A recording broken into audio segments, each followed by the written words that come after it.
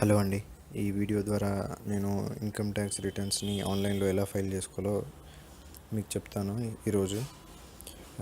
మీకు తెలిసే ఉంటుంది, ఈ month 31 July last date income tax returns file చేసుకోవడానికి. సో ఆ లోపల చేసుకోవాలి. సో ఫస్ట్ ఆఫ్ ఆల్ మీరు ఏం చేయాలంటే ఇన్కమ్ ట్యాక్స్ ఫైలింగ్ వెబ్సైట్కి వెళ్ళాలి. నాకు తెలిసి మీకు తెలిసే ఉంటుంది. ఒకవేళ మీకు తెలియకపోయినా గూగుల్లో టైప్ చేస్తే ఫైలింగ్ అని అదే డైరెక్ట్ ఫస్ట్ వచ్చే లింక్ అదే వెబ్సైట్కి రీడైరెక్ట్ అవుతుంది. అక్కడ అయిన తర్వాత మీకు 3 ఆప్షన్స్ ఉంటాయండి. First register, login, third option ఇంకోటి ఉంటుంది. సో మీరు రిజిస్టర్ని క్లిక్ చేసి మీ పాన్ ఐడితో మీ డీటెయిల్స్ ఎంటర్ చేసి రిజిస్టర్ చేసుకోవాలి పాస్వర్డ్ ఇచ్చుకొని. ఒకవేళ మీకు దాంట్లో డౌట్స్ వస్తే కనుక కమెంట్ చేయండి, నేను మీకు ఆన్సర్ ఇస్తాను. ఫస్ట్ ఆఫ్ ఆల్ నేను ప్రాసెస్ ఎక్స్ప్లెయిన్ చేద్దాం అనుకుంటున్నాను. అవసరమైతే రిజిస్ట్రేషన్ ప్రాసెస్ కూడా ఇంకో వీడియో తీస్తా, అంత అవసరం ఉండదు, మీరు చేసుకోగలుగుతారు. ఒకవేళ లేదంటే కామెంట్ చేయండి, ఆన్సర్ చెప్తా. సో ఫస్ట్ ఆఫ్ ఆల్ ఒకవేళ ఆఫ్టర్ మీరు లాగిన్ ఐడి క్రియేట్ చేసుకున్న తర్వాత లాగిన్ క్లిక్ చేస్తే ఫస్ట్ ఈ పేజ్ వస్తుందండి. ఇప్పుడు చూపిస్తున్న పేజ్. ఇక్కడ మీరు మీ పాన్ కార్డ్ ఐడి, అదే pan number, password, captcha enter చేసి లాగిన్ కొట్టాలి. సో మీరు లాగిన్ అవుతారు. ఆఫ్టర్ లాగిన్ మీకు ఇలా ఉంటుంది స్క్రీన్.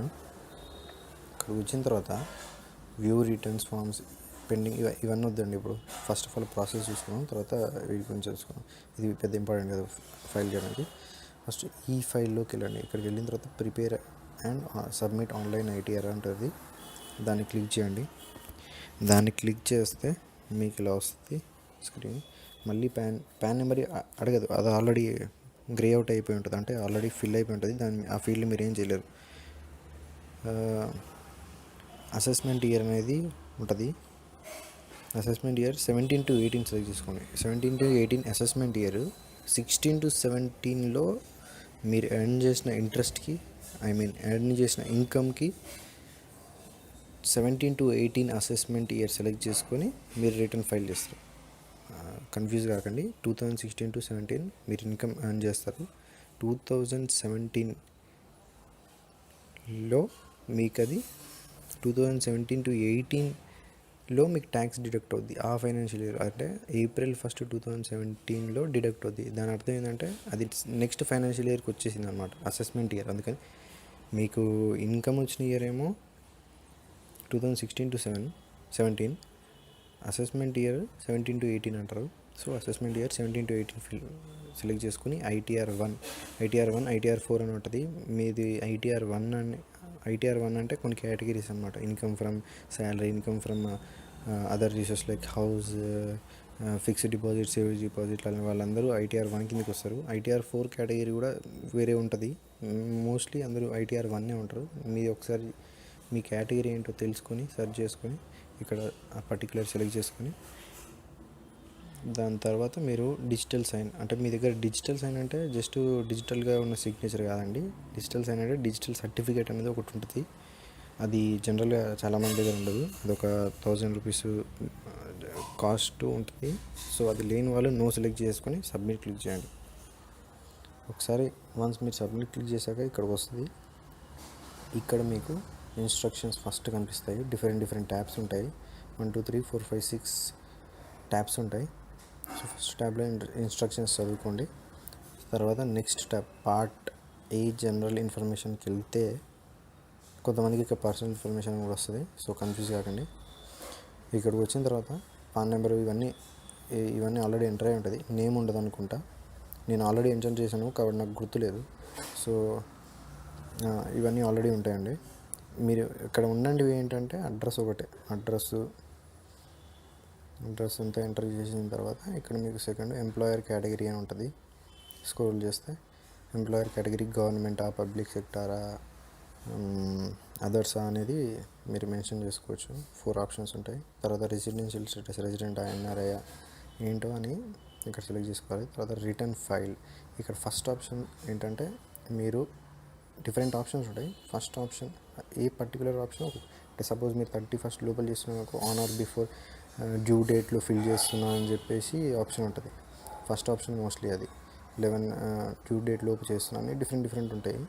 సో మీరు రిటర్న్ ఎప్పుడు ఫైల్ చేస్తున్నారన్న దాన్ని బట్టి ఆప్షన్ సెలెక్ట్ చేసుకోవాలి.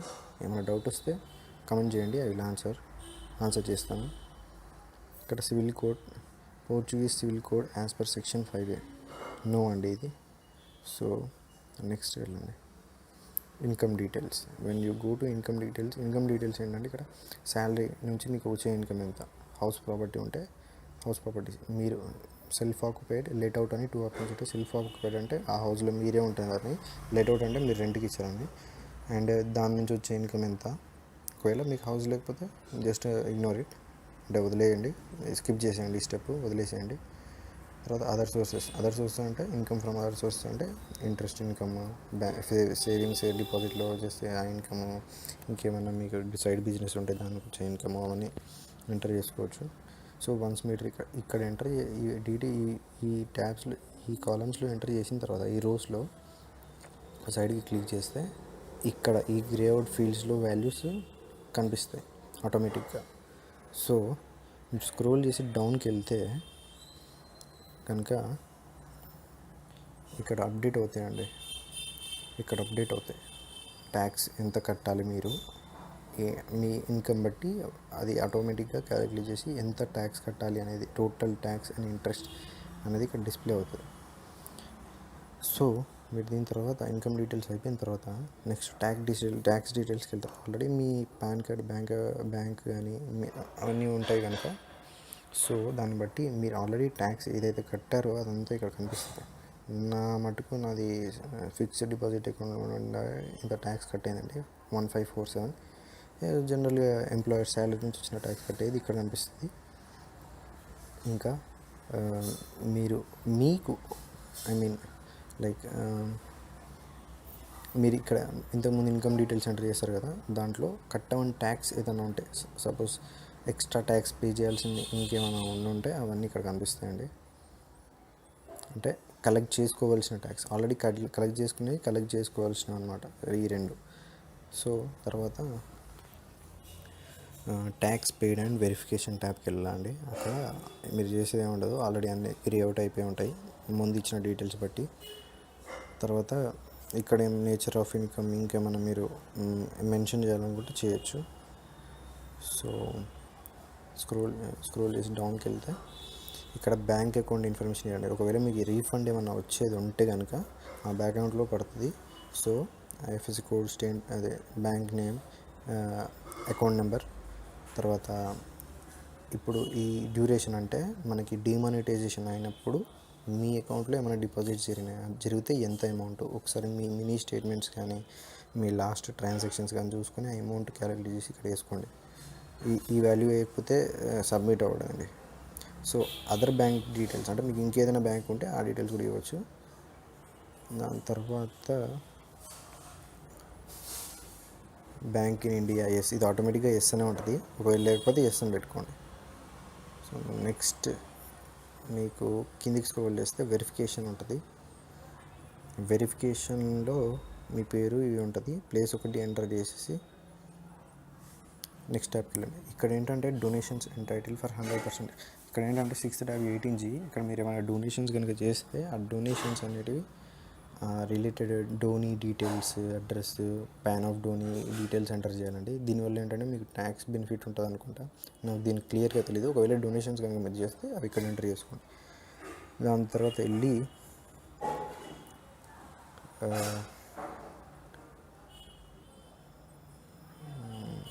దాని తర్వాత సబ్మిట్ చేయాలండి. ప్రివ్యూ అండ్ సబ్మిట్ క్లిక్ చేయాలి.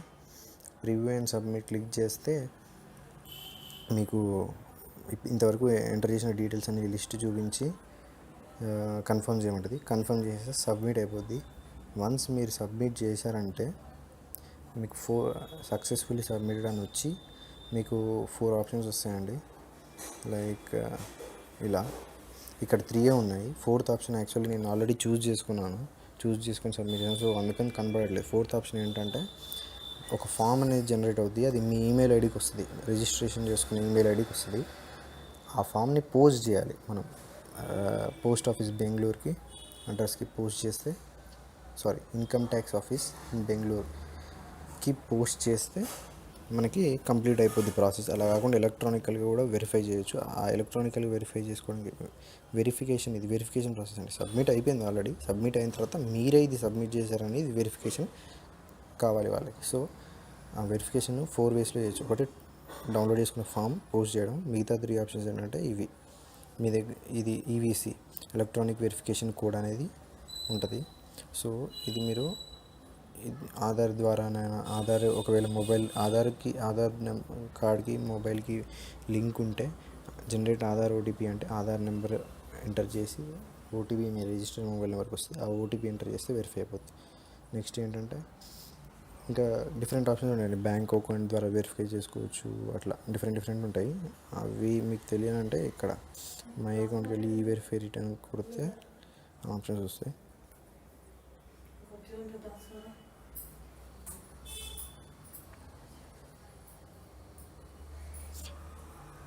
సో మీరు ఈ విధంగా వెరిఫై చేసుకోవచ్చు.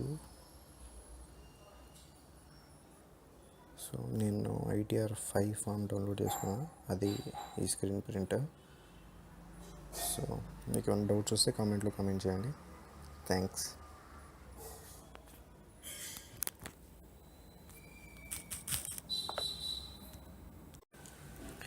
హలో అండి.